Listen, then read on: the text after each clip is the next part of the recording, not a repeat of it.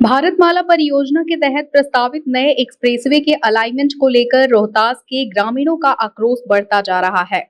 Expressway के प्रस्तावित मार्ग के विरोध में बड़ी संख्या में ग्रामीण एक मंदिर परिसर में जुटे और प्रशासन के खिलाफ अपनी नाराजगी जाहिर की।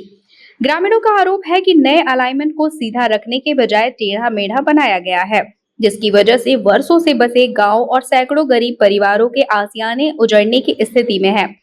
ग्रामीणों का कहना है कि वे विकास के विरोधी नहीं हैं, वे एक्सप्रेसवे परियोजना का स्वागत करते हैं, लेकिन विकास के नाम पर आबादी को उजाड़ना स्वीकार नहीं करेंगे। ग्रामीणों का नेतृत्व कर रहे अधिवक्ता रणजीत सिंह ने आरोप लगाया कि वर्तमान अलाइनमेंट में गरीब, महादलित और कमजोर वर्ग के लोगों के मकानों को चिन्हित किया गया है। उनका कहना है कि करीब 1000 साल पुराने गांव के बीच एक्सप्रेसवे गुजरने के गांव दो हिस्से में बंट जाएगा और उसका पूरा भूगोल बदल जाएगा। ग्रामीणों ने मांग की है कि एक्सप्रेसवे का अलाइनमेंट दोबारा निर्धारित कर इसे सीधी रेखा में लाया जाए, ताकि घनी आबादी और लोगों के मकानों को बचाया जा सके। ग्रामीणों का कहना है कि अधिकारियों की ओर से जांच का आश्वासन जरूर मिला है, लेकिन अगर आबादी और गरीब परिवारों को बचाने के लिए अलाइनमेंट में संशोधन नहीं किया गया तो वे आंदोलन को आगे बढ़ाएंगे।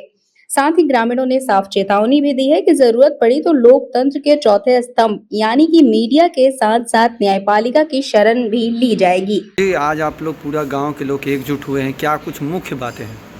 विशेष मुख्य बात है कि ये जो भारतमाला परियोजना के तहत एक्सप्रेसवे का प्रस्तावित जो अलाइनमेंट है वो अलाइनमेंट बोगस है, टेढ़ा मेढ़ा है, सीधी रेखा में नहीं है। टेढ़े मेढ़े से दिक्कत क्या आ रही है? घरों को चिन्हित किया है तोड़ने के लिए, गरीब लोगों का, महादलित लोगों का, कमजोर वर्ग के लोगों का, जिनका सारा जहां वही है। तो अब इससे बड़ा क्या चीज़ हो सकता है?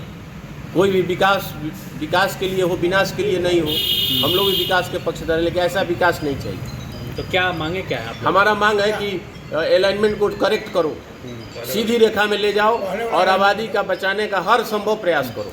कैसे सीधी रेखा में जाएगा ये? सीधी रेखा में कोनकी से इधर नीचे उतारने का कोई मतलब नहीं है। कोनकी शिवसागर अंचल में है, वहाँ से इधर लाने का क्या मतलब है? जब आप ताराचंडी ले जा रहे हो, सीधे ले जाओ, वहाँ से स्ट्रेट ले जाओ ताराचंडी। क्या पहले भी सब माफी हुआ था? पहले भी हुआ था। हाँ। तो पहले वाला पर किसी को आपत्ति नहीं था। हाँ। हम लोगों ने स्वागत किया था, कारण कि विकास हम लोग भी चाहते देश का विकास हो, लेकिन विनाश जब करना शुरू करिएगा तो कैसे कोई चुप बैठे? अच्छा, किन किन जगहों पर दिए हैं आप लेटर? हमने बिहार सरकार में चीफ सेक्रेटरी साहब को दिया है, कमिश्नर साहब को दिया है, यहाँ के डीएम साहब को दिया है, और NHAI के बिहार हेड को दिया है, और नितिन गडकरी जी को दिया।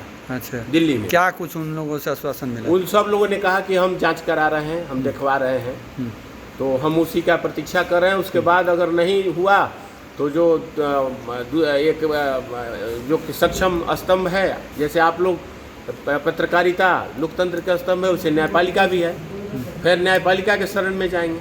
जी, क्या नाम है आपका? रणजीत सिंह, एडवोकेट। लगभग कितने घर प्रभावित हो रहे हैं उससे? सर, घर तो प्रभावित हो ही रहा है, पूरा गांव का भूगोल ही जा रहा, खत्म हो रहा है। गांव का सारा खत्म हो जाएगा। व्यवस्थित गांव जो है ना, दो भाग में बट जाएगा। तो 1000 साल का गांव है ये 2-4-100 साल का नहीं, 1000 साल का गांव है, और ये 1000 साल का गांव हमारा बर्बाद हो जाएगा। ये अनावश्यक जो है टेढ़ा मेढ़ा अलाइनमेंट। ठीक है।